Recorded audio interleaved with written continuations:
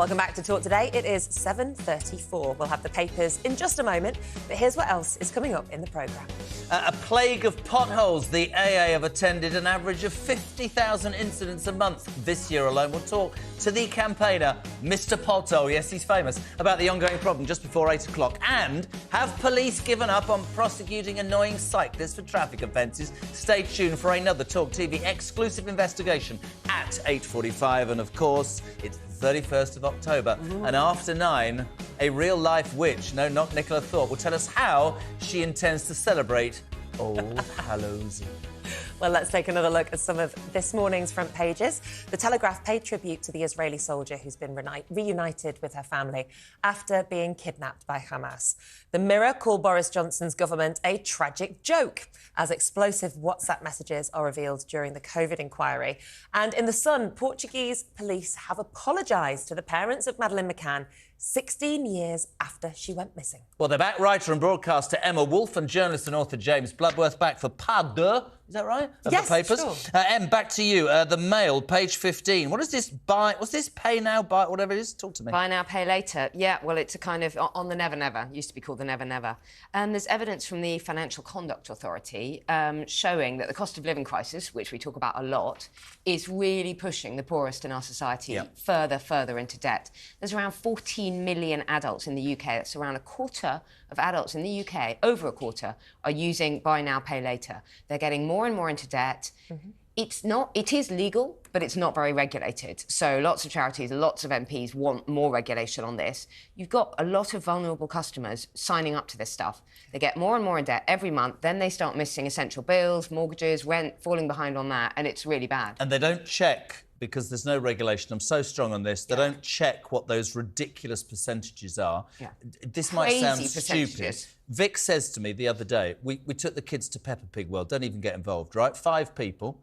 It said you could put it on, you could have it and pay it in stages with interest. I promise you it said that. And that really is targeting the most vulnerable. That is people who are trying to take day out with your kids. Day out for with the kids in half term when you are absolutely desperate. That's got to be regulated, doesn't it? That really does need to be regulated. And it's a method, payday loans. There are a lot of unscrupulous loan sharks out there. The minute you get a little bit of money in your pay packet, they'll leap on you, and really they need to crack down. So the FCA are looking at this. Absolutely. James, so many of these buy now, pay later scheme adverts are targeted to young people. And it can be extremely attractive because they're very small amounts, some of them. I go on various clothing websites and instead of spending, say, 50 quid now, it's like £5 a month. And you think, well, people go, OK, well, £5 a month, that's nothing, I'll do it. But they end up buying so much stuff and losing track because it's quite difficult to keep track of how many payments you've got. Wrong, so wrong. Yeah, definitely. And the poorer you are, the harder it is to actually access credit with a reasonable interest rate. You end up borrowing from payday lenders. And it's not, there's a stereotype about people borrowing money just to live a kind of champagne lifestyle on a Panda Pop wage or something, but it's not that. It's at the moment it's lots of people borrowing just to make ends meet and buy the essentials. Meanwhile, we're giving 600 million quid to the French to drown people. James, The Times, page 4, NHS doctors. Yeah, I mean, slightly lighter story. NHS doctors have been warned to avoid using dating apps at work in case they start matching with their patients. I love this story. Yeah, Why are they using dating apps at work? Why aren't they working? Yeah, I mean... no, not whilst they're at work, but when they're at home as well. Because you can set your radius far and wide. Yeah, this is from Nicola Thorpe, who used a dating app because she dated all her friends and had run out of people. True or false? Everybody under the age of 40... is on dating apps. Has used dating apps. See, I don't know how old you are. I wouldn't ask you, but I have never used a dating app, and I still genuinely find it really weird. Pretty much everybody under the age of, I'd say, 45 has used a dating app. And it's great. It's not that... I met my other half on it, but I have a story on this, which is I was on one of the dating apps that everyone uses, and I saw my therapist. That's scary. I saw my therapist's profile, and I did not swipe right to match with him. But suddenly there was something about seeing the guy that I go to talk about all my problems, and then seeing how he presented himself on his dating app.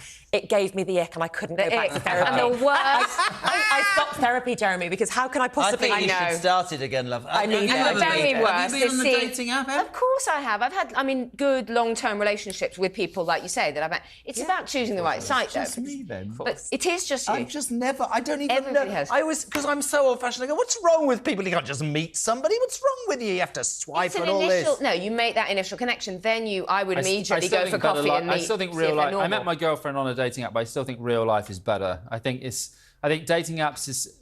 It's a bit depressing. I think it's better to just meet someone in real life because you can waste so much time going on dates and then... No. Just from pictures, it's so superficial. But the key is to meet really quickly in real life. Then it's not even a dating I think that's app. true. It's a kind of introduction agency. I think you're all desperate and sad. But it's so easy to present yourself. The worst is seeing exes on dating apps that you've already dated and you think, oh my God, they're there, and you feel as though they're... It's grim. Exes and therapists. I wouldn't use them now. No, I think they're Don't great. feel that you need to defend your inability to pull somebody without going online. Emma, the Telegraph front page final story this morning. You try going out to wine bars when you have a 3-year-old. You try I don't dating. go out, mate. I go to Peppa Pig one. I'll take your kid. I'm a single mother. I don't do dating Crucially, you're married. That's why you don't go out to wine Forgot to bars. mention that. Good morning, Vic. OK, we're moving on to the next story now. Front page of the Telegraph. Miriam Kate. I don't want to talk about potty training now. I'm too depressed. It is a grim, grim old job. And I'm just out the dirty end of it. No, potty training is not easy. We all know that. Miriam Capes blames more women in work for the increase in infants in school wearing nappies in the Telegraph. I was surprised. Well, you wait until you get to it. It's not fun.